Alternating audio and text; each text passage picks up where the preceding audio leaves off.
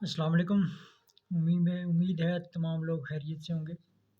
آج ہم شروع کرتے ہیں جو اردو کیلیگرافی کی جو بیسک حروف تہجی ہیں وہ لکھنے کی کوشش کرتے ہیں کہ کیسے لکھا جاتا ہے قلم سے۔ جو قلم آپ کو رات کو متعارف کروایا تھا، 2 پنسلوں کا ہم نے کس کے باندھا تھا، تو اس کی مدد سے جو ہم نے لکھا تھا۔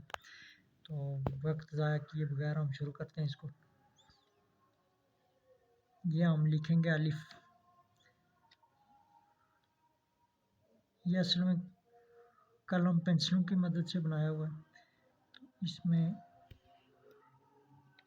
الف کی یہ شیپ ہے۔ یہ اصل میں بہت سارے لوگ غلطی کرتے ہیں۔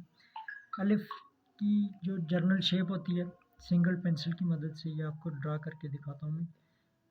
یہ اوپر سے تھوڑا سا اس کی گولائی مڑتی ہے اور واپس 90 کے اینگل پہ یہ نیچے آتا ہے۔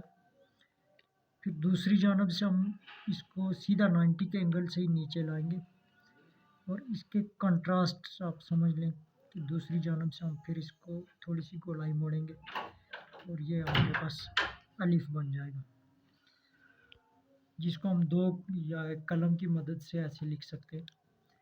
جب ہم یوں لکھیں گے یہاں تک، تو اس کو ہم سنگل پنسل کی مدد سے یہ ملا سکتے ہیں۔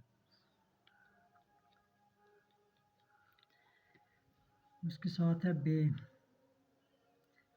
یہ اس کی شیپ ہوتی ہے۔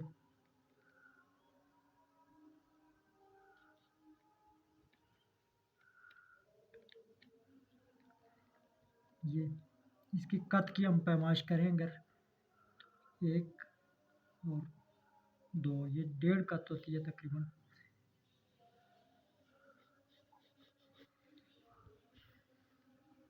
پھر ہم لکھیں گے جیم۔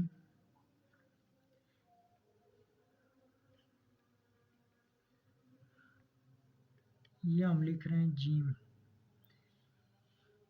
جیم لکھنے کا قاعدہ یہ ہے کہ جیم ہم جہاں سے سٹارٹ لیتے ہیں، یہاں سے ہم 2 سے 2.5 قط پیچھے جائیں گے۔ یہ 2 قط اور یہ 2.5 قط ہم پیچھے گئے، یہاں سے ہم واپس اس کی گولائی سٹارٹ کریں گے۔ اور گولائی سٹارٹ کرتے ہوئے یہ ذہن میں رہنا چاہیے کہ جہاں سے ہم نے شروع کیا تھا، یہاں سے جب نیچے والی گولائی ہم ٹرن کرتے ہیں تو یہ اس کے برابر ہونی چاہیے۔ یہ اگر اس سے ہم یہاں سے ادھر سے موڑ دیتے ہیں پھر بھی اس کی خوبصورتی برقرار نہیں رہتی، اور اگر اس کو یہاں سے آگے زیادہ لے جاتے ہیں تو پھر بھی اس کی خوبصورتی، جو اس کی حسن ہے اس کا، وہ برقرار نہیں رہتا۔ تو اس لیے یہ ضروری ہے کہ یہ اس کا قاعدہ ہے۔ اس کی قط کی پیمائش یہاں سے اوپر کی جاتی ہے، اور یہاں سے یوں بھی کی جاتی ہے، یہاں سے یوں بھی کی جاتی ہے۔ مختلف خطاط اپنے اپنے اعتبار سے اس کی قط کی پیمائش کرتے ہیں۔ ایک یہاں سے یہاں تک یہ جائے گا، 1 2 3 4، اور یہ 4.5 ہے یہاں سے، اور یہاں سے 3.5 سے 4 تک یہ جاتا ہے۔ یہ جگہ 1 2 3 اور تقریباً 3.5 کی اس کے قط کی پیمائش بنتی ہے۔ یہ ہمارے پاس آ گیا جیم۔ اسی طرح جیم اور آئن تقریباً سیم لکھے جاتے ہیں، بس آئن کی یہ جو اوپر والی شیپ ہے اس کے اوپر غور کرنے کی ضرورت ہے۔ بہت سارے اسٹوڈنٹس کو آئن لکھنا نہیں آتا۔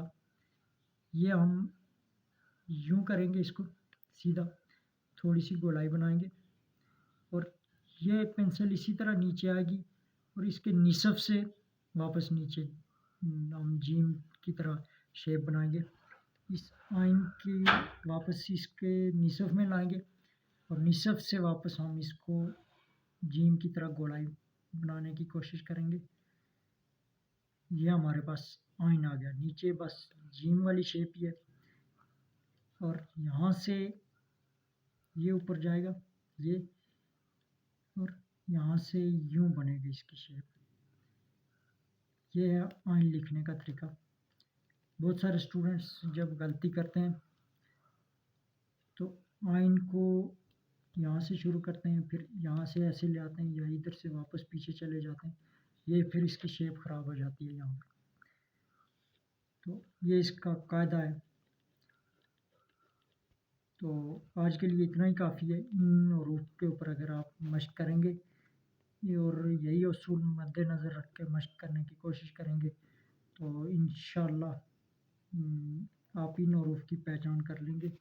مزید پھر اگلی ویڈیو میں دیکھتے ہیں، لیکن اس کی پریکٹس یا اس کی مشق زیادہ سے زیادہ ہوگی، اور یہ جو اصول اور قاعدے ہیں انہی اصول اور قاعدوں کے تحت چلیں گے تو انشاءاللہ آپ کی لکھائی میں تبدیلی آئے گی. Thank you. نیکسٹ ویڈیو تک کے لیے اللہ حافظ. تو اس کے اوپر اپنی مشق جاری رکھیں، جہاں سے کوئی مسئلہ ہوتا ہے تو سوالات بھی پوچھیں. Thank you. اوکے، اللہ حافظ.